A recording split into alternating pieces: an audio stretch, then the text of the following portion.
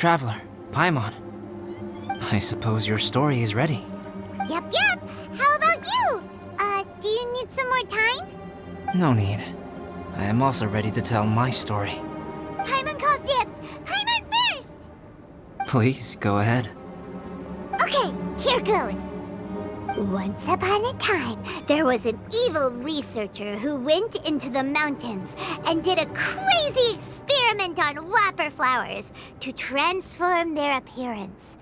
After a lot of pain and suffering, the whopper flowers finally took on a human form. Then they stood by the side of the mountain to wait for unsuspecting bypassers. To whoever spoke to them, they would ask some questions such as, "Who am I? Who are you?" If the bypasser got the wrong answer, the last sound they'd make would be a yelp before the whopper flower ate them alive in one bite.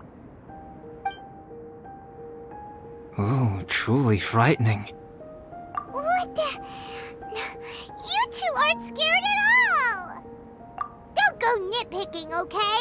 If you didn't like the story, go write your own!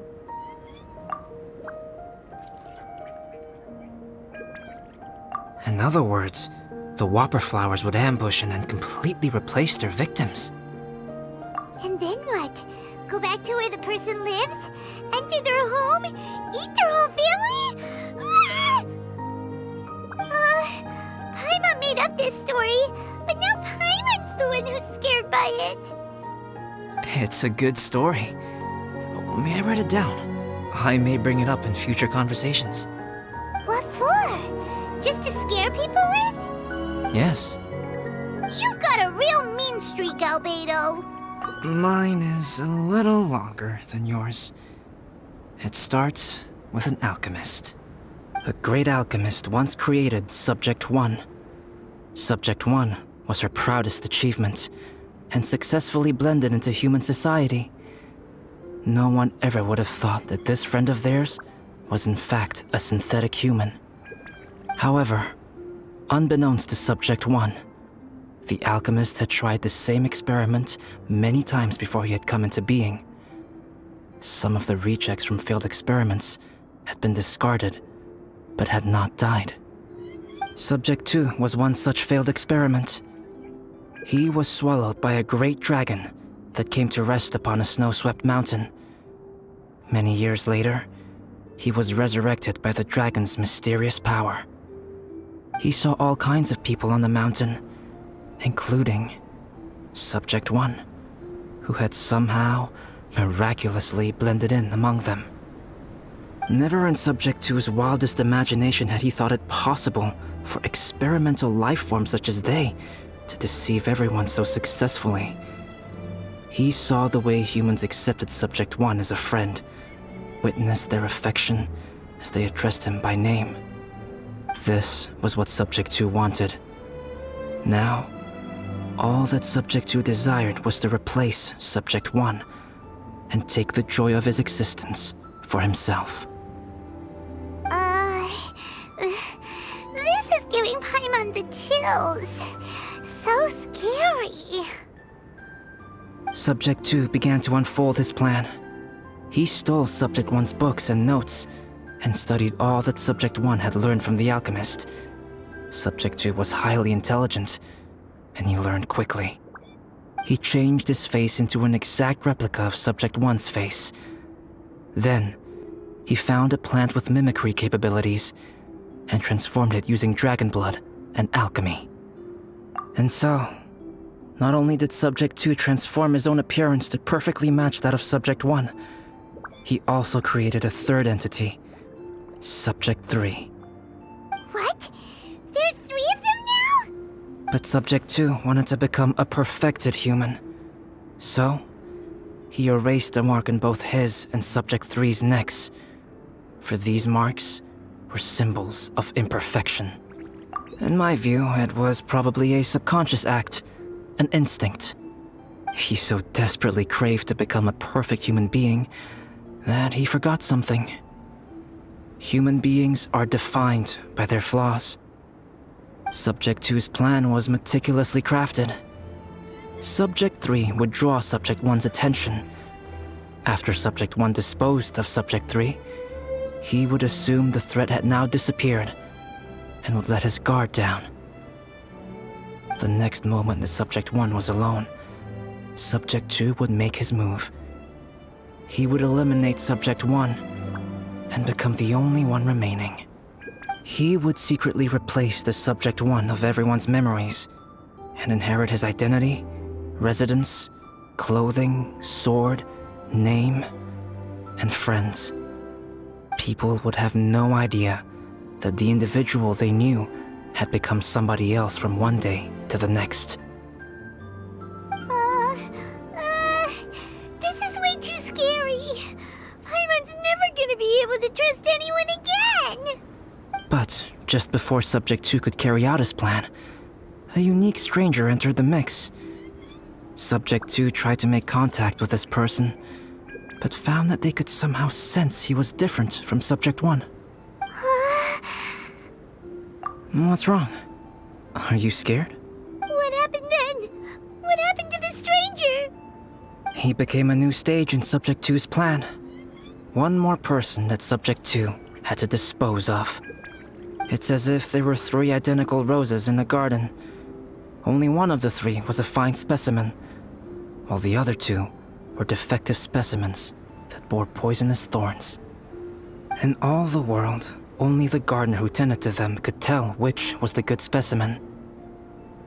People do not like poisonous plants. Only a perfect rose can fetch a high price. If the inferior specimens wanted to conceal the fact of their worthlessness, they would have to take the gardener out of the picture, using their poisonous thorns. This is exactly what Subject 2 was thinking.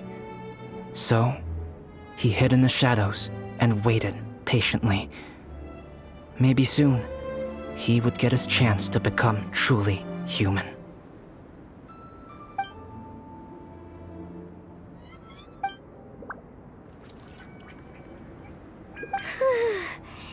That was intense! So what happened after that? Did Subject 2's plan succeed? Paimon can't bear thinking about it. Fortunately, it is just a story. And even in this story, Subject 2 did not succeed. But you can never let your guard down on Dragonspine. Monsters mutated with Durin's power and blood are also creatures of Rhine-Daughter, just like me. You must beware of all such creatures. I'm glad to hear that. It's okay. I know what I am. You and I are both different, so there is no need for me to hide the truth from you. The only thing is that sometimes, when I think about how mighty the power of alchemy is, I feel so small. As beings who set foot in this world, how arrogant are we in desiring to control our destiny and in desiring to create? Is creation an arrogant act, traveler? If it is, then what qualifies us to call ourselves creators? How far must we take our reverence and respect, and what purpose does it serve? Nothing special, but whenever I think about it... Poor Albedo. Hello? Traveler, are you here? Hey, is that Amber? Thought we might find you here. We're here to deliver a message from Cyrus. There's gonna be a big event down at the base camp, and they want you there too, Traveler. Winter camp is nearing its end. Apparently, even provisional instructors are required to attend. Looks like we need to go, Albedo. Bye for now. Then I won't keep you. I have some things to attend to here, so forgive me for not seeing you down. Don't worry about it. There have been no issues getting up and down the mountain recently. Is everyone ready? Let's not keep them waiting.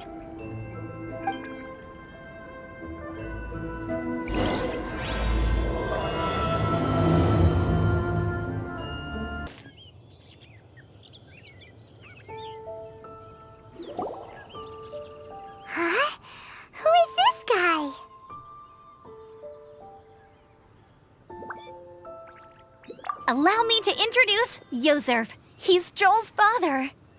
Dad, this is that traveler I was telling you about.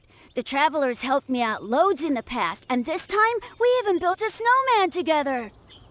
Joel has told me everything about you. I can't thank you enough. Wow! This is amazing! Wait a second. Why is Cyrus discreetly wiping tears away? And what is Pallet doing here? Pallet is the hero of the hour this time. Go on, Pallet. Tell us what happened in your own words. Okay. The weather was fine on that fateful day, and I had a feeling that Lady Luck was smiling down on me. So I trusted my gut and set off to explore somewhere new, somewhere dangerous. Because where there is great danger, there is also great treasure. Why does this sound so hard to believe?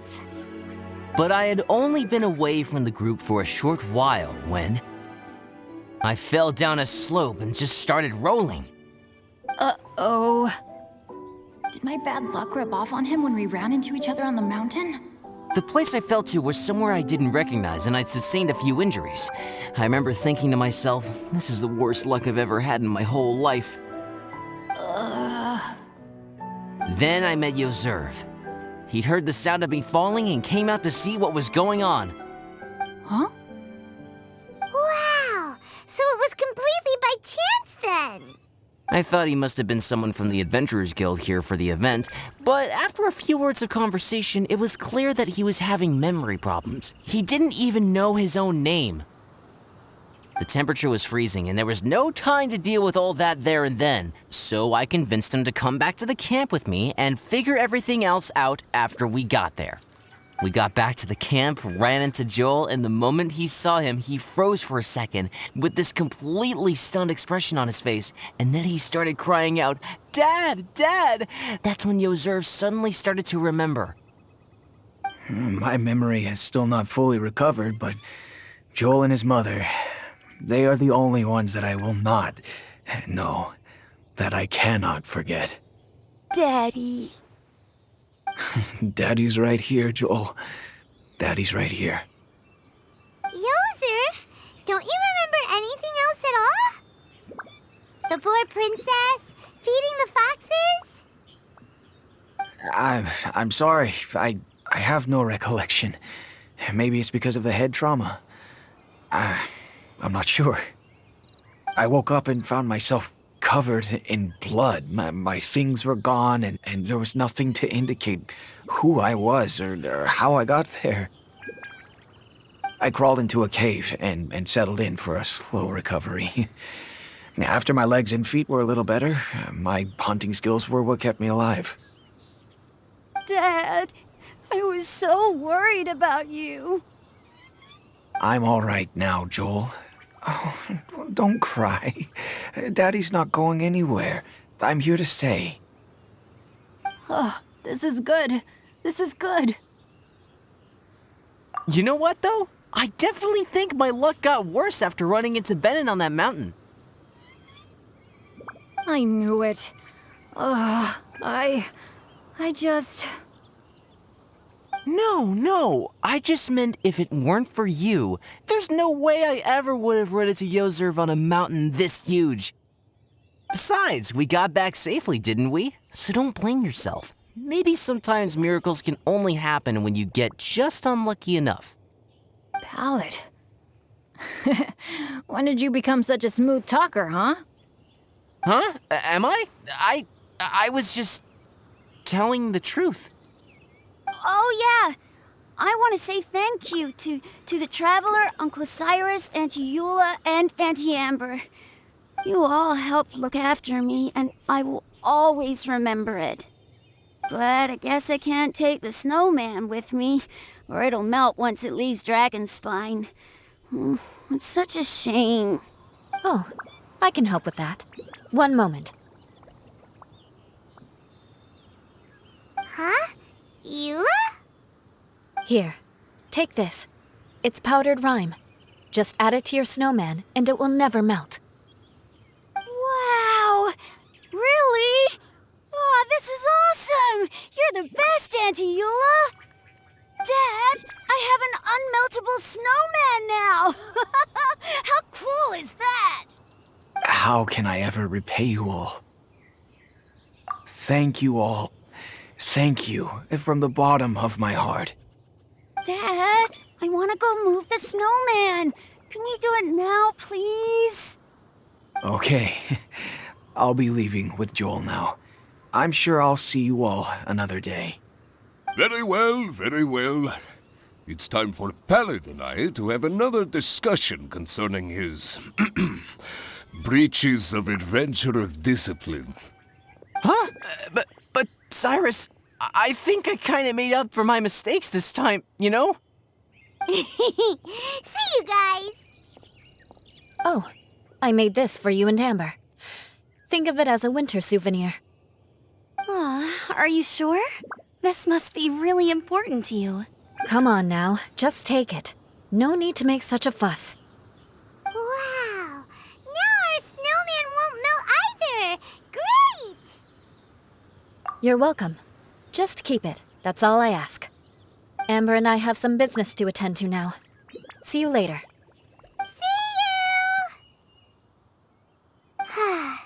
Everyone's gone. Seems like they've all got their own stuff to do now. Oh! You know what? We've been on Dragon Spine all this time, and somehow Paimon still forgot to ask Albedo about how to make a fruit juicifier machine that can keep the juice fresh. Maybe we should try Timaeus again. He does seem pretty eager to please after all.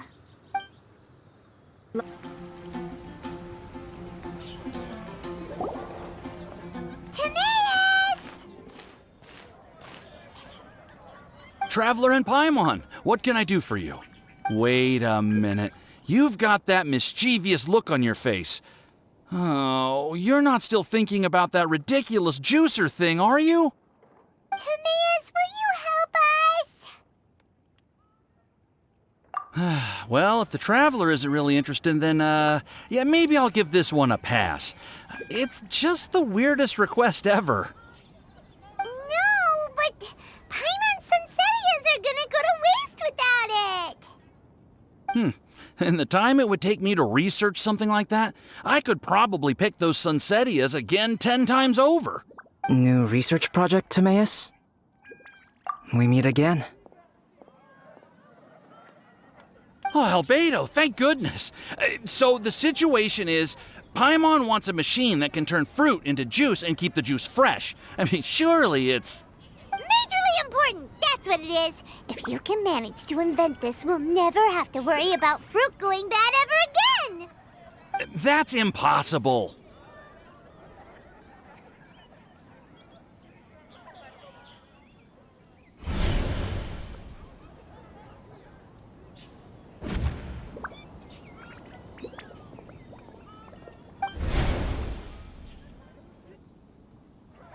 Turning fruit into juice is not hard, but keeping it fresh is more difficult. But if you simply want to keep the fruit from rotting, there are many ways to achieve this. Right, Traveler?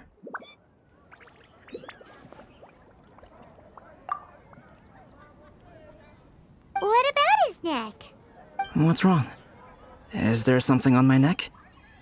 From the look on your face, it's as if you thought I just played a practical joke on you that was in exceedingly poor taste. Albedo, you were saying, how do you stop fruit from going bad?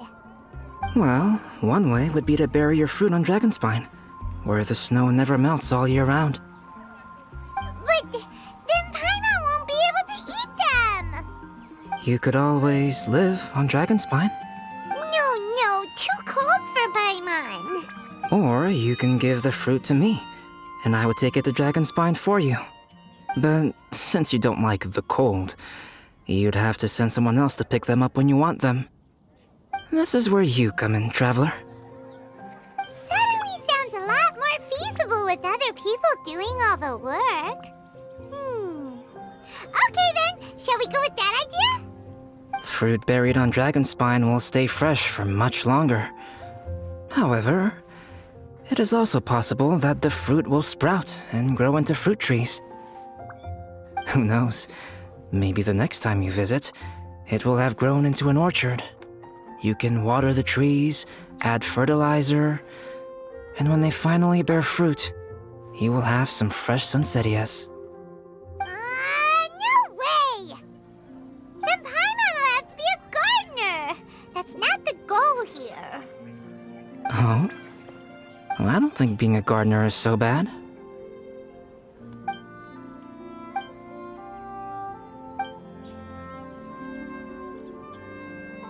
Albedo! Stop trying to get your hands on Paimon's super sweet Sinzedias!